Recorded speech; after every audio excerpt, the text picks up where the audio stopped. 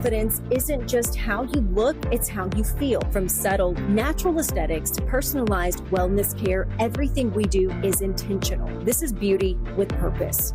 At Vibe Men's Health, we take that same approach. We focus on what matters most: strength, energy, and performance. Built on real data, real medicine, and real results, we're here to help you look better, feel stronger, and live fully. Come vibe with us today. Mississippi's trusted weather experts. This is Mississippi Live Weather at 10.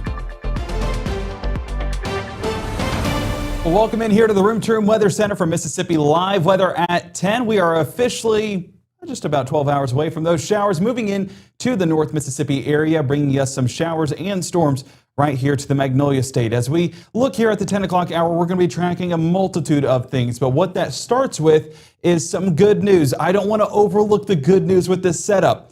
We're getting rainfall, impactful rainfall at that, with over a half inch in some spots. I believe over an inch in some spots is not out of the realm of possibilities, depending on how those heavier showers line up. And who gets it? Well, it's almost a jackpot at this point, but nonetheless, we are expecting everyone to get rainfall. Who gets the most? That's where it's up in the air. So we will, of course, track that out for you here in the Room to Room Weather Center. But we do want to emphasize the big stories tonight. Dry overnight. Not expecting any showers for any of those late night plans. If it's Friday night, I know folks looking to stay out a little bit later are going to be good to do so. Showers do start early for some, isolated in fashion, building in those chances by the afternoon. And that's where we expect peak impacts by the afternoon. As the peak heating of the day, the unstable air here in North Mississippi takes full advantage of that frontal system and gives us those showers and storms. Fortunately, not anything like what they're dealing with up north right now. We still see tornado warnings in Illinois, and I believe a few more out there towards Missouri as well, as this line has been an active producer, producing storm after storm across the Midwest and the Ohio Valley. This was actually video sent into us by some of our viewers up there, up towards the north, and that is up there towards Lena, Illinois, and that is submitted by Ryan Harrison with Remington Rosenau, and there are storm chasers up there in Wisconsin, and just a terrible sight right there with the tornado on the ground, getting video of it destroying the shed off there in the distance, some of the power lines, as well as some of those trees being knocked over. So prayers for everybody up there, but fortunately everyone looks to be okay tonight there in Illinois, but you can see just some of the damage that's left behind, including at the school. We'll work to get a post up later of some of the damage close by to the school as well. I have a roof actually being ripped off. As you go a little bit more towards the north, Plainview, Minnesota, this was actually up there towards Cream, Wisconsin. So right along that county line in Buffalo County, but the Wisconsin Sheriff's Office, or Buffalo County Sheriff's Office, submitting these photos. And you can see the damage at the roof and the farm completely wiped off the slab. Belton, Missouri, seeing a ton of damage as well. This submitted by Charlie Mazzell over there in Missouri. And I know a few folks up here, and unfortunately they were 2 miles away from the tornado touchdown, but you can see the insulation ripped off, the roofs ripped off, and actually had a trailer that was blown into a home as well. So not exactly what you want to be dealing with on a Friday afternoon, and our thoughts and prayers are with everyone up there. This was a video submitted earlier as well. Rochester Airport showing a very tight rotating tornado out there towards Rochester, Minnesota. That one was by the airport. Another one actually closer to the town of Rochester, and those videos submitted by Joe letting us know what's happening up there. He was driving right along I-90 showing us all of that damage and got 2 tornadoes out of it. So a very active environment, to say the least. Montana, Wisconsin showing this damage, and this was a farm out there closer to the Cream, Wisconsin area that we mentioned a moment ago.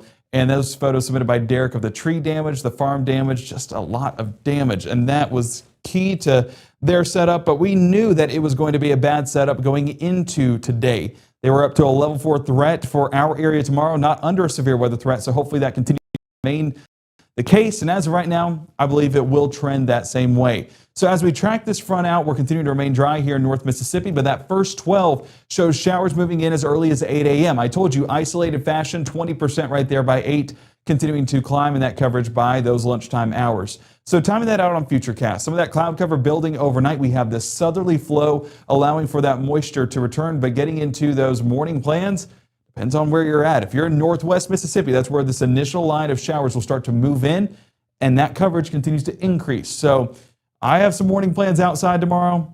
I'm hopeful that they can get done, but it depends on where these showers do set up. So have that Mississippi Live Weather app. We'll let you know in advance of when those showers are moving in. Gives you about a 10-mile heads up. So a decent heads up for any of those outdoor plans if you do have any for the start of our Saturday. We're 65 Water Valley and Grenada, 66 New Albany, 65 Boonville, and 62 down there towards Columbus, and 61 Macon.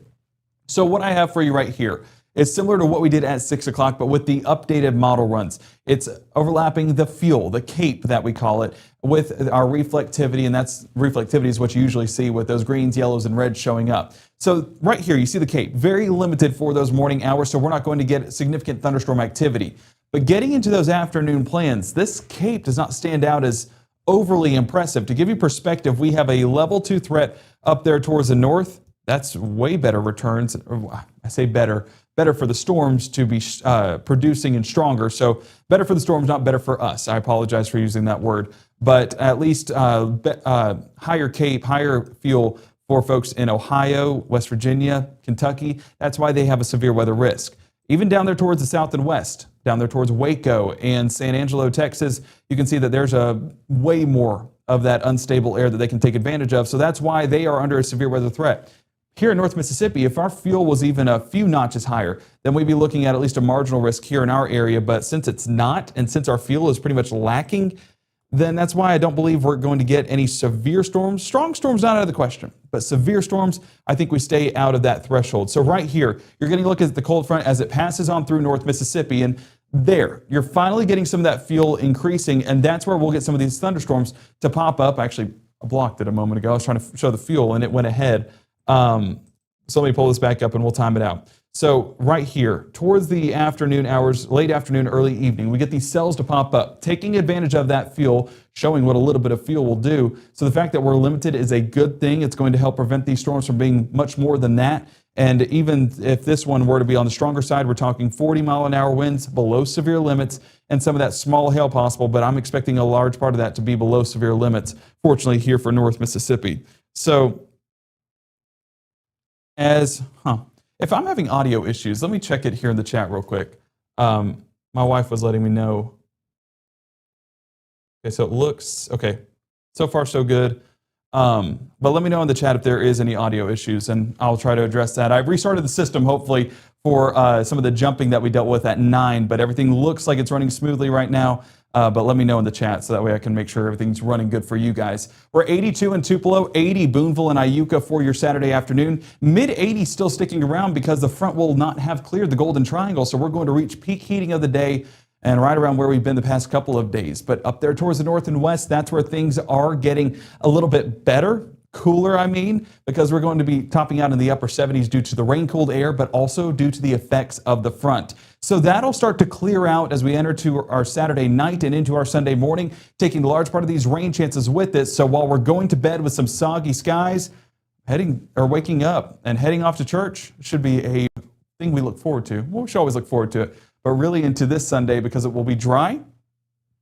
And not only will it be dry, it will also be clear and a little bit cool as well. We're 46 degrees, Oxford and New Albany, a significant drop from where we've been at for the past few mornings. 46 Eupora, 48 Starkville and Columbus. We're 50 Belzona and Greenville. Well below our average. How long has it been since we've been able to say that? Well, we can for our Sunday, so get out there and enjoy it. Your Sunday continues to stay dry, and that cloud cover that we're seeing at the start of the day, although it should be a little bit thin, begins to thin out way more, and it'll be non-existent heading into our Sunday afternoon. So as you wrap up those church services and you're making lunch plans, should be considered to maybe take a lunchtime picnic, anything like that. Head off to the park. Should be a good-looking sky to do so. Sunny skies do stick around, and that's what we get to enjoy heading into our Sunday evening. So a beautiful day in store after what will be a soggy Saturday. Your Monday stays dry as well with plenty of sunshine, and as we head into... All right, everything looks good. Okay, sweet. Wanted to check. So as we head into next week, continues to be clear, dry, and beautiful conditions, and those temperatures do warm back up. So for any folks that were excited to have some warmer temperatures and are sad to see them go heading into Sunday, don't worry. The cold spell will only last a couple of days, and then we'll start to trend back to our what feels like normal for this year, which is well above average for what it should be. But getting into the end of the week with that moisture and warmer air returning, then our storm chances do return as well by Friday, and those rain chances do eventually come back around. And those rain chances next week, look even better than this week, meaning higher outputs of rainfall, meaning exactly what we need, getting a ton of rainfall here in North Mississippi. And that's what we want out of this. That's why I wanted to say, don't overlook the positive in the fact that we're getting showers tomorrow. You don't have to water your plants. That's a party in my book. Hey, it's Friday night. I know everyone's out there partying right now. It's a party in the Room to Room Weather Center talking about some rain chances. So coming up in the next 60 seconds, we're going to talk the latest on that severe weather risk, our confidence levels with where things stand. So keep it here for the very latest. But before we go, put those questions down in chat, and we're going to answer those coming up after the break of tomorrow's threat, tomorrow's confidence, tomorrow's timing, whatever you guys want to know. We will talk the latest details on here in the Room to Room Weather Center. So drop it in chat, and we'll have that full discussion coming up here in the next 60 seconds. When something this big comes crashing into your life, it's not just metal that takes the hit. It's your time, your health, your future. And the companies behind it, they're already protecting themselves. You need someone who knows how to stand up to them. I'm Casey Lott. If you've been injured in a truck accident, call me today. As a bankruptcy firm, Mitchell, Cunningham & Bowling realizes many people are worried about their finances. We're here to guide you through the next steps to restart your life with easy video appointments. New clients don't have to leave home to get information about becoming debt-free. Also, convenient in-office appointments are available at the low cost of $340 upfront for a Chapter 13. You can be on your way to being debt-free. Contact Mitchell, Cunningham & Bowling today or visit our website at mcdebtfree.com. We are here to help you. Right now, from the Room to Room Weather Center, here's meteorologist Gabe Maynor.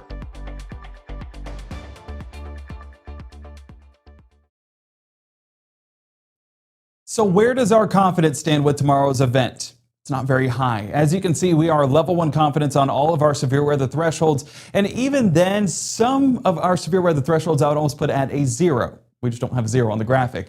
But we're not talking tornadoes tomorrow, and we're not really talking severe wind gusts. We will see some strong winds, about 30, 40 miles an hour, and the peak impacts, might I add. That's not going to be consistent. And then some small hail is possible, again, with those peak impacts once again. We are potentially getting up to 1 to 2 inches, but really the large part of us staying below 1 inch across North Mississippi. And here's the latest look at the Storm Prediction Center severe weather outlook. We talked that latest risk towards Waco and San Angelo, a little bit more of a primed environment, but as we look up there towards the north and east, Pittsburgh, Lexington, they're under that level 2 and level 1 threat.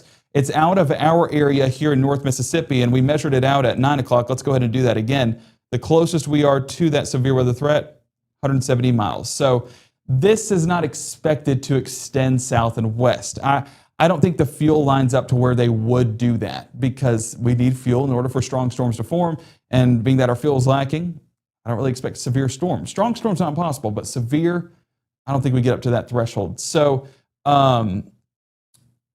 Jason asking, when would you estimate the wind starting? So let's go ahead and go back up to Futurecast. And I'm going to put it on manual mode so that way we can go through it.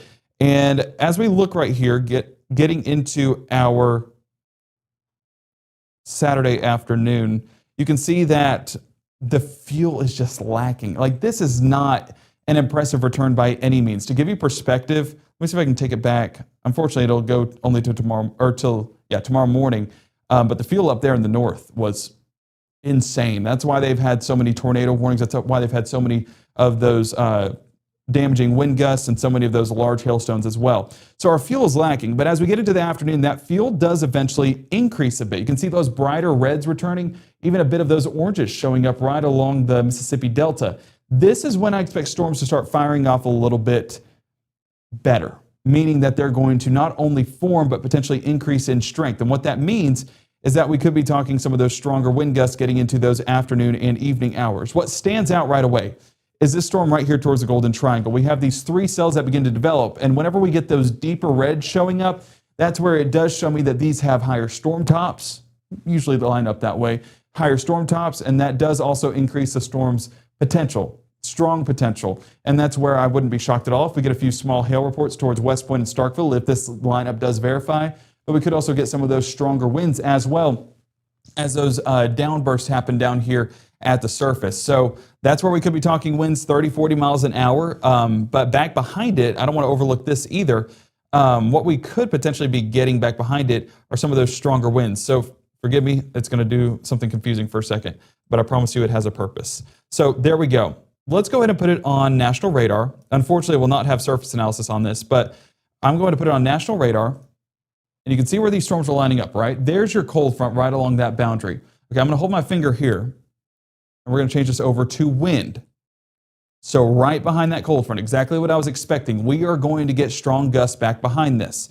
So strong gusts being, let's just measure them out, 40, 50 miles an hour, not impossible behind that front. That's what a cold front does, especially one of this magnitude. You're going to get that cold air surging into the area where the cold front just moved through. So that's why we're dipping those temperatures pretty quickly over a 12-hour span. And that's why we're going to be waking up Sunday morning with long sleeves on, to say the least. But those 40 to 50 mile an hour wind gusts, those could be damaging as well. We've seen sporadic power outages form behind cold fronts of this magnitude, and I wouldn't be shocked at all if we're dealing with that as well. So once the cold front clears, we're going to be getting some of those stronger winds back behind it. Our meteorologist, Caleb Edelblut, will be tracking those power outages because I would not be shocked if we were dealing with a few sporadic outages heading into your Saturday evening, even into your Saturday night, unfortunately. We are in Itala County and an RV awning is my concern. If there's a way to put your awning up, I would go ahead and do so because you guys can just hunker down inside the RV. But yeah, I would get why you would be concerned with that. Overnight, I would definitely put it up if these winds do move in right behind it. So just stay aware of that and stay safe. If you don't have to have it out, I wouldn't have it out. But I get it. You want it for cover, for the rainfall. So I know you're kind of between a rock and a hard place. But I would say to err on the side of caution, just not extend it once that front fully reaches you and even behind it as those strong gusts enter back behind. So as we look at that 7-day pattern, that 7-day forecast, we do get that cooler air, like I mentioned, surging behind that cold front and those drier conditions as well. Temperature-wise, it's going to be cool heading into Monday as well, so keeping those long sleeves around, but it should be a beautiful and dry pattern over the next several days once this frontal boundary does clear. Our meteorologist, Caleb Edelblut, will be live in studio as needed through your Saturday with the whole team monitoring it 24/7. So don't have to worry about anything catching you by surprise. We will have updates as needed as we go about those afternoon plans. So if you're looking of when to put the awning up, well, we'll tell you that too. So I appreciate that, Jason, and appreciate the question. And if you guys have any questions, feel free to forward it to us here on, I'm sorry. Sorry, he said exactly my predicament, talking about the rainfall and the wind as well. So yeah, I would say you could have it out with those morning showers by the afternoon. I would plan on, wrapping things up there in Itala County. So yeah, so we're going to be here live as needed. And I appreciate you guys for supporting us, trusting us. I promise we'll keep you guys safe. We try to every event, and so far we've been successful. So we'll continue to do that heading into our Saturday. So keep it here for the very latest. Make sure to download that Mississippi Live weather app. I told you yesterday it was your homework. Well, now it's your homework again. I'm sorry, I'm assigning homework on the weekend, but it's a good homework assignment because it benefits you.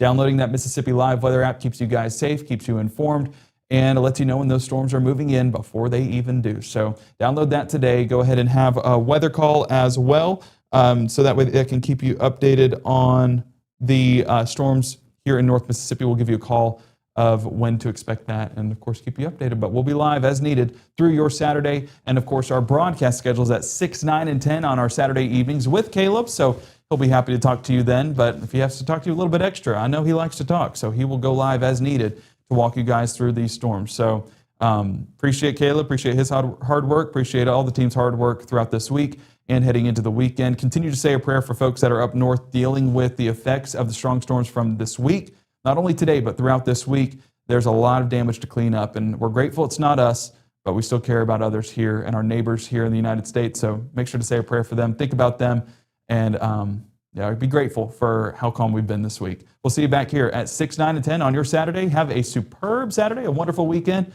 we'll see you here.